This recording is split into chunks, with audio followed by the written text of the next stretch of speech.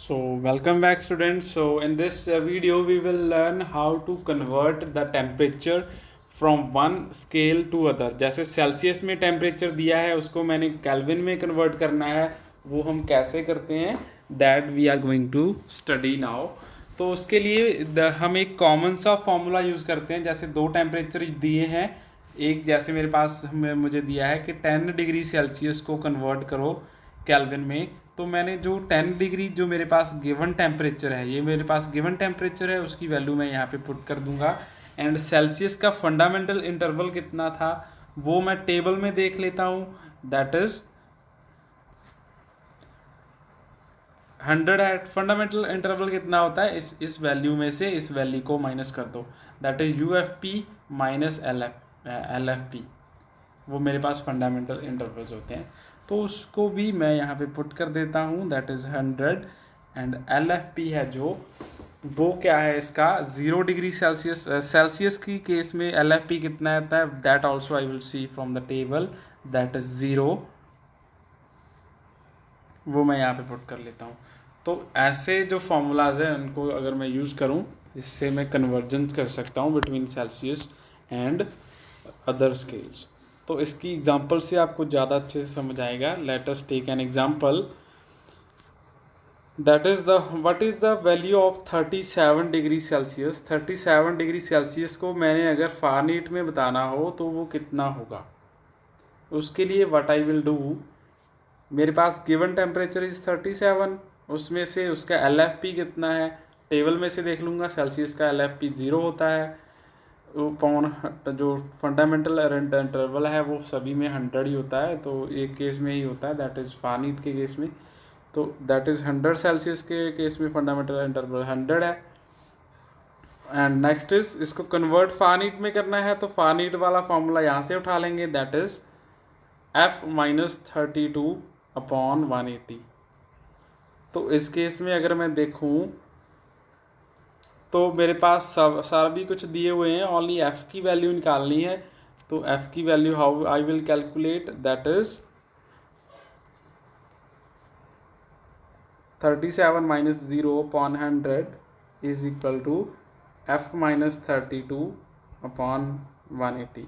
इसको मैं cross multiply कर लेता हूँ. That is 180 multiply by 37 is equal to F minus 32 multiplied by 100. इनको कैलकुलेट करके हमें जो आंसर मिलेगा दैट इज़ 98.6 डिग्री फ़ारेनहीट में इसका आंसर आ जाएगा. क्लियर. एंड ऑल्सो एक और एग्जांपल लेते हैं. जैसे 25 डिग्री सेल्सियस को अभी मैंने केल्विन में कन्वर्ट करना है, तो इस केस में सेल्सियस वाला पार्ट तो आ जाएगा 25 जो मेरे पास given temperature minus LFP that is 0 upon 100.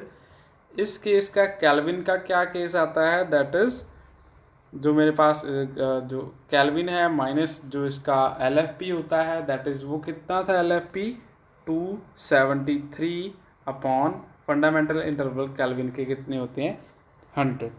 तो इस केस में अगर मैंने K की वैल्यू निकालनी है तो दैट विल बिकम, अगर मैं 100 से 100 कट कर देता हूँ बिकॉज ये दोनों साइड सेम ही है डिवाइड में, तो इसकी वैल्यू कट कर देते हैं तो it will become 25.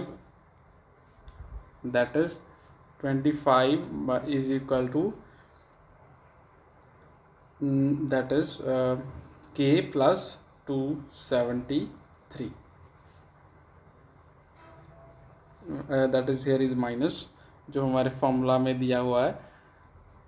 You can see here ये वाला फार्मूला यूज़ कर रहा हूँ और ये वाला दोनों को यूज़ कर रहा हूँ. यहाँ पे C की वैल्यू मुझे गिवन है 25 upon 100 is equal to K की वैल्यू मैंने फाइंड आउट करनी है 73 अपॉन 100. इनको मैं कट कर दिया है मैंने, मेरे पास ये वाली चीज़ ही बची है. That is 25 is equal to K minus 273.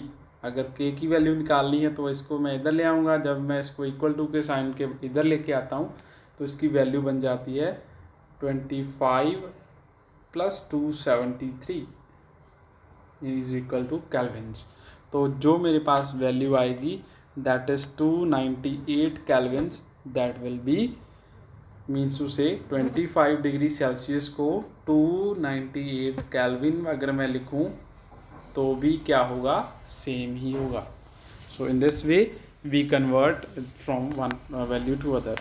तो इसका सबसे जो अच्छी चीज़ है कि वो आप क्या करोगे, ये वाला जो फॉर्मूलाज हैं तीनों ये याद कर लेने हैं. 0 LFP होता है किसी भी का, एंड जो नीचे दिए हुए हैं these are the fundamental intervals, जो कि टेबल में से देख के पुट की हुई वैल्यूज़ हैं. ये वाली भी टेबल में से देख के ही पुट की है, that is LFP in the case of Kelvin. अगर आप देखना चाहो तो 275 LFP ही है in the case of Kelvin. Clear. So in this way we calculate the temperature. इसका शॉर्टकट वैल्यूज़ भी यूज़ कर सकते हो इफ़ यू कैन रिमेंबर. तो उसके बिल्कुल शॉर्टकट्स हैं जो वो आप ये वाले फार्मूलाज हैं दीज आर गिवन, इनको भी यूज़ करके आप फाइंड आउट कर सकते हो. तो there are 2 ways to find it.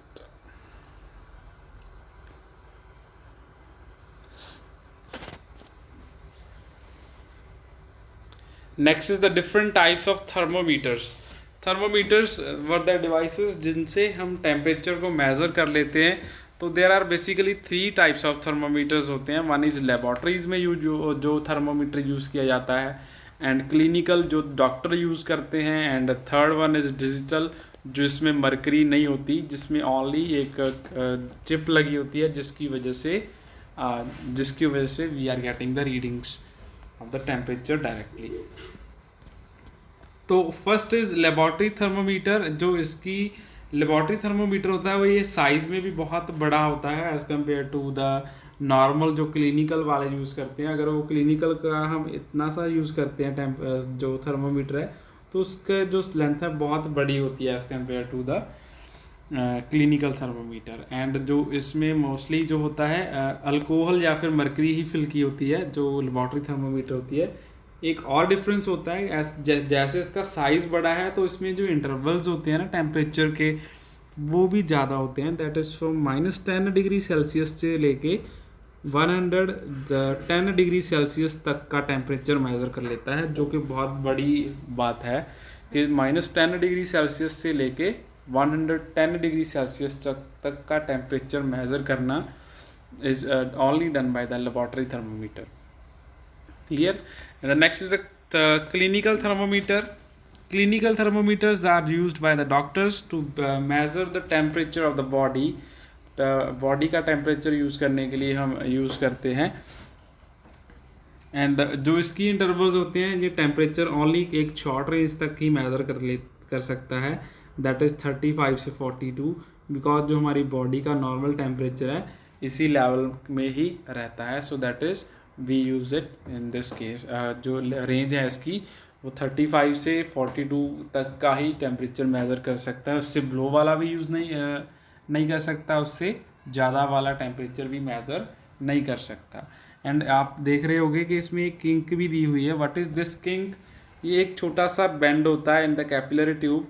ये क्यों होता है? जस्ट टू प्रिवेंट के जो लेवल ऑफ मरकरी ऊपर गया है वो एकदम से नीचे ना आए, वो रुक के थोड़ा सा चेंज करके आए पास, ताकि वो जब हम रीडिंग ले रहे हैं उस टाइम पे टेम्परेचर की रीडिंग गलत ना आ जाए, कि वो थोड़े टाइम तक जो मरकरी का लेवल वहीं पे रहे.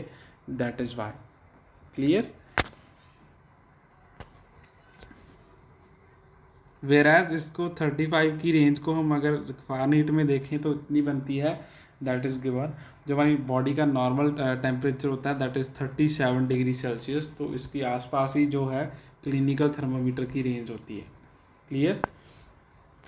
नेक्स्ट इज़ गिवन कि हम किंक को क्यों यूज़ करते हैं, क्योंकि वो सडन फ्लो है जो प्रिवेंट करती है मरकरी का एकदम से लेवल नीचे ना आए टेम्परेचर मेज़र करने के बाद, ताकि हम प्रॉपरली रीडिंग ले सकें. Next is the digital thermometer. Digital means जो हमें डिजिट्स में आंसर बताता है. इस केस में कोई जो ग्लास है वो नहीं होता, ना ही जो मरकरी है वो यूज़ करते हैं. It is unbreakable and safe, बहुत ही सेफ होता है. And after being placed in mouth under the arms of the patient या फिर फॉर 1 मिनट, ये इंडिकेट कर देता है. इसके बीच में एक बीप भी लगाता है, अलार्म काइंड ऑफ थिंग, जो कि हमें रीडिंग बता देता है. जब हम बॉडी का द टेम्परेचर मेज़र कर रहे होते हैं देन इट स्टार्ट्स बीप, जो इसमें एक बीप का जो साउंड निकलता है, तब हम जो थर्मोमीटर है वो बाहर निकाल लेते हैं and it give us the reading, जो कि एग्जैक्ट रीडिंग हमें पता चल जाती है। ऐसा इसमें क्या यूज़ किया जाता है, दैट इज़ के कुछ जो हीट सेंसिटिव एलिमेंट्स होते हैं, हीट सेंसर यूज़ किए जाते हैं जो थोड़ी सी हीट को भी सेंस कर लेते हैं और उसको डिजिटल फॉर्म में कन्वर्ट कर देते हैं, तो वो हम डिजिटल थर्मामीटर्स में यूज़ करते हैं। क्लियर। नेक्स्ट इसके केस में हम मेजरिंग द टेम्परेचर के बारे में पढ़ेंगे कि हम टेम्परेचर को कैसे मेज़र करते हैं in thermometers. So this is it for today. Thanks for watching.